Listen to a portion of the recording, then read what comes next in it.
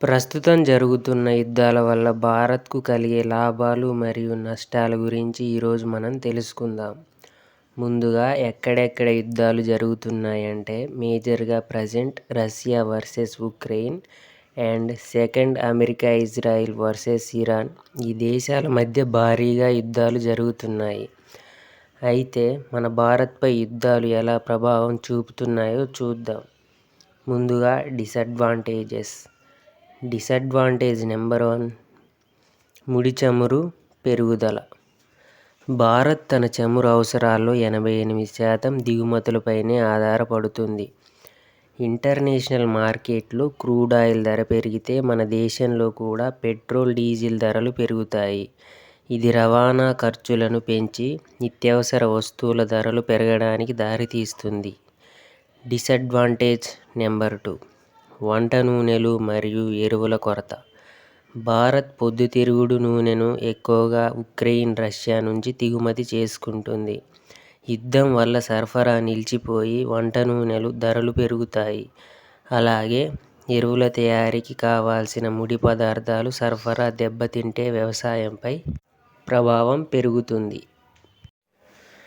Disadvantage number 3, సరఫరా గొలుసు అంతరాయం. ఎర్ర సముద్రం వంటి కీలక నౌకాయాన మార్గాల్లో గొడవలు జరగడం వల్ల సరుకు రవాణా ఆలస్యం అవ్వడమే కాకుండా ఇన్సూరెన్స్ మరియు షిప్పింగ్ ఛార్జీలు భారీగా పెరుగుతాయి. డిసడ్వాంటేజ్ నెంబర్ 4, రూపాయి విలువ పతనం. అంతర్జాతీయ అనిశ్చితి వల్ల పెట్టుబడిదారులు సురక్షితమైన డాలర్ వైపు మొగ్గు చూపుతారు. దీనివల్ల డాలర్తో పోలిస్తే రూపాయి విలువ తగ్గే అవకాశం ఉంటుంది. ఇప్పుడు అడ్వాంటేజెస్ గురించి మాట్లాడుదాం. అడ్వాంటేజ్ నెంబర్ 1, తక్కువ ధరకే రష్యా చమురు. రష్యాపై పాశ్చాత్య దేశాలు ఆంక్షలు విధించినప్పుడు రష్యా భారత్కు భారీ డిస్కౌంట్తో ముడి చమురు విక్రయించింది.